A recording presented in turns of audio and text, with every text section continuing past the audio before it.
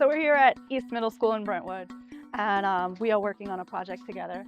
Perfect team. I mean, we complement each other so well. This was awesome. Art That Speaks, giving our students a voice and a choice on what they think is important and what they want to say with that. So these are little minis that they created, and then now they are creating life-size figures Life-size. to represent. So almost like an assembly of voices. They're gonna, or like a, what do you say? You call it like a I call it sculpture garden, where we actually want them, they're gonna have an exhibit where these pieces, they might not all go together, but we're gonna figure out how they do.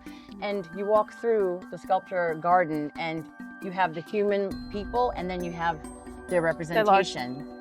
So this is their voice. You'll see the people and their voice. We're gonna have a QR code on it that also takes you back into some of the language. The process was, Jen was like, this is what I want to do.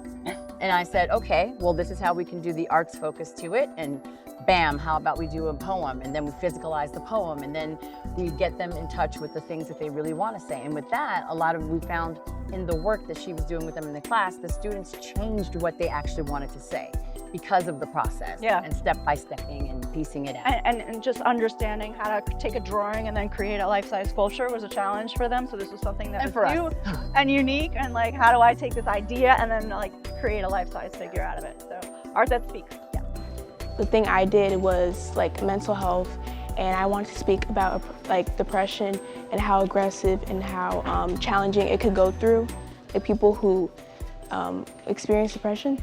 And I wanted to show on my board that like it's difficult sometimes to find hope in situations like that. There's multiple ways how to express like feelings, or how to express like different forms of art.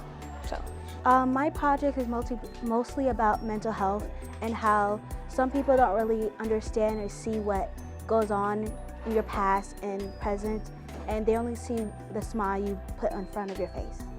My process was someone who's struggling with anxiety and family problems, and pros and cons of school and work and pressure. Yes, I learned that everybody has a story to tell, and just try to understand.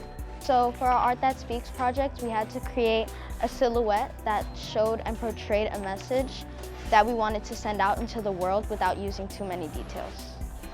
And we used a brainstorm worksheet to create our idea, and I chose a pose that portrayed like a young girl, and it showed that she was accepting freedom and like breaking the stereotypes that people place on young girls, and like embracing the power that she has. That's the message that I wanted to give.